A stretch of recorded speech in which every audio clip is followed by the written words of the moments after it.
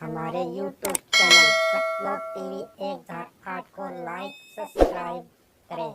सत साहेब जय बंदी छोड़। सुनो, मैं एक समय 5 अंधे थे और उन्होंने सुना कि भाई गांव में हाथी आया हुआ है।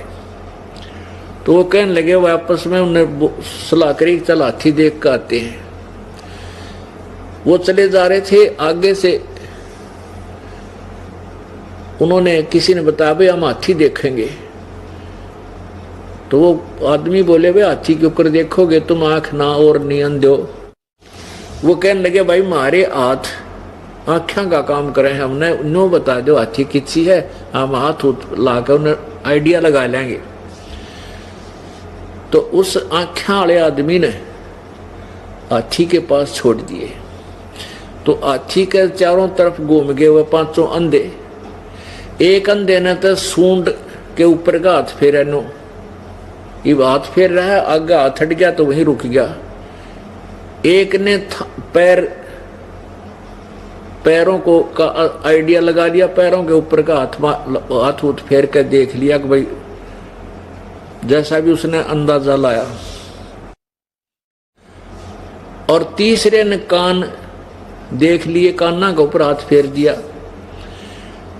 और चौथे ने उसकी दूम पूछड़ ठहगी, उसने हाथ फेरा ऊपर तीन देख लिया, कहा इतना गाथी हो से। और 5वें ने उसके पेट पे हाथ फेर लिया, आगे हाथ पिछले पैर अड़ गए, उस तो अगले हाथ का अड़ गए, उसने हिसाब ला लिया हाथी ईसाई हो से। अब वो आपस में डिस्कस करते हुए आ रहे हैं रास्ते में और कहते हैं, भाई हाथी बेकमाल है, हाथी के हाथी पड़ा था। तो एक कहने लगा, भाई हाथी के देखा जिसने सूंड देखी थी, सूंड का आइडिया लगाया था उसका, वो कहे भाई हाथी बताऊं किसा हो से, बता हाथी हो से पाइप के साथ, क्योंकि उसने सूंड का देख रखा था, आगे हाथ गए नहीं, उसने सोच लिया इतना ही हाथी से।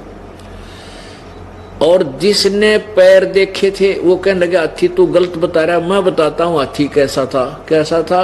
हाथी से भाई थांब कैसा, ये पिलर होते हैं ना, पिलर गोल गोल पिलर होया करते पहले अपने गांवों में, उसने थांब बोलिया करे।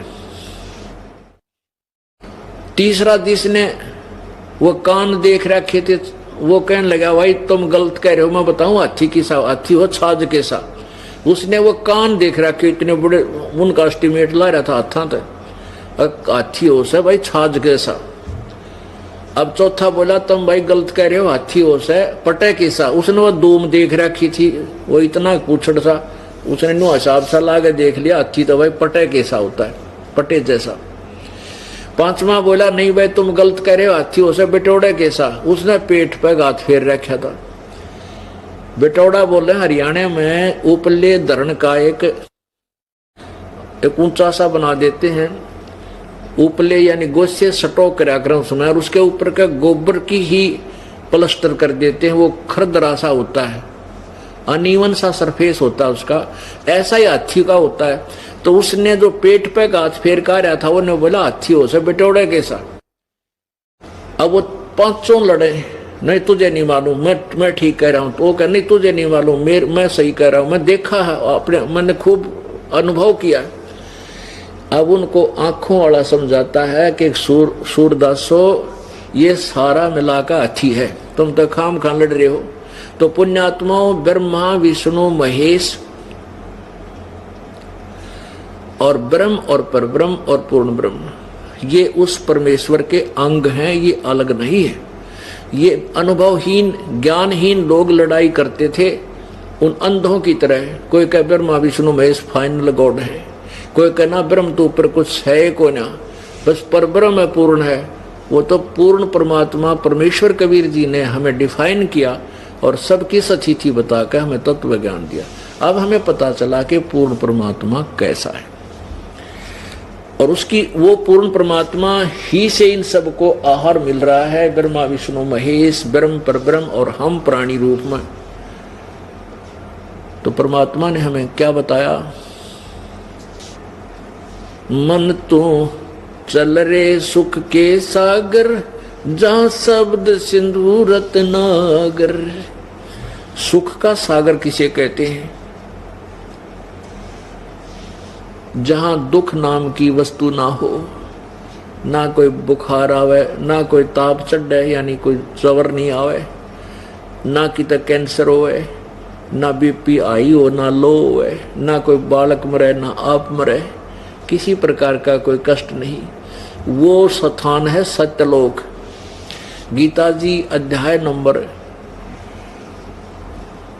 18 के श्लोक नंबर 62 में कहा है कि हे अर्जुन, तू सर्व भाव से उस परमेश्वर तत्व ब्रह्म, उस परमेश्वर की शरण में जा जिसकी कृपा से तू परम शांति और शाश्वत स्थान, परम शांति यानी जहां पूर्ण रूप से सुख होगा,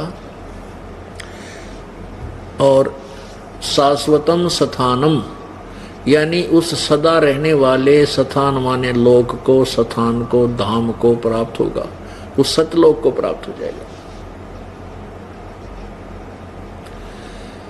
अब सुख सागर किसे कहते हैं? शंखों लहर मेहर की उपजे कहर नहीं जा कोई, दास गरीब अचल अविनाशी सुख का सागर सोई।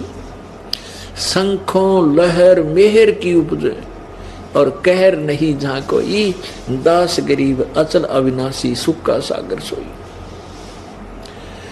जैसे कभी हम एकांत में बैठे हों और एकाध बार कभी कभी किसी दिन ऐसी मौज होती है भगवान की, ऐसी हिलोर उठती है अंदर से, कोई भी शत्रु नजर नहीं आता, कोई भी बुरा नहीं लगता, जो शत्रु हो वो भी अपना सा लगता है। वो एक मेहर की लहर आई थी, वो एक हिलोर उठी थी मेहर की, और उसके जाने के बाद उसी तरह ज्यों का त्यों कैर फिर टूट जाता है। उसको ऐसे कर दूंगा, उसको ऐसे कर दूंगा, वो ऐसे कैसे बोल गया है, वहाँ ऐसा नहीं हुआ, वो नाश हो गया, वह बात बिगड़ गई, फलाना काम हो गया। ये कैर की लहर हमारे ऊपर हमेशा बरसती रहती है, उठती रहती है। वो एक थी मेर की लहर, वो कुछ क्षणों की होती है।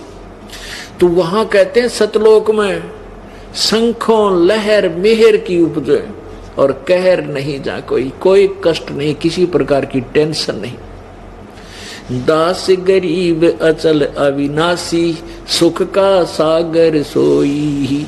वो सतलोक वो अचल है, अविनाशी है, कभी नष्ट होने वाला नहीं है, वो शाश्वत स्थान है।